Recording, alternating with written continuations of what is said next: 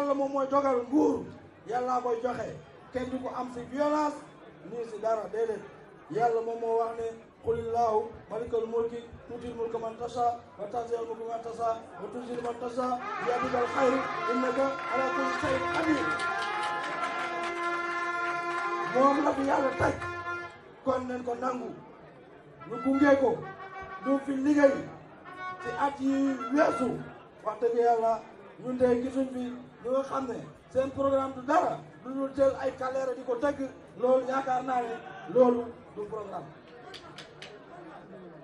xaste saaga tëgg ay kaleera loolu defar na réew dama leen di laaj rek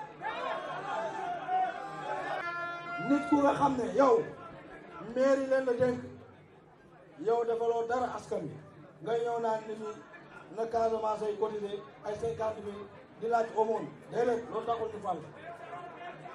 ku munul gérer mairie est-ce que kooku mun na gérer région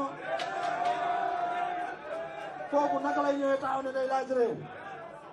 loolu yenuwul maanaam te attention na réglé ci affaire yi ñu nekkee nii bu pare parce que nag ñun suñu réew bi duñ ko jox ku nga xam ne day ñëw ubbi ay salon de massage partout loolu wax dëgg yàlla loolu Sénégal weesu na foofu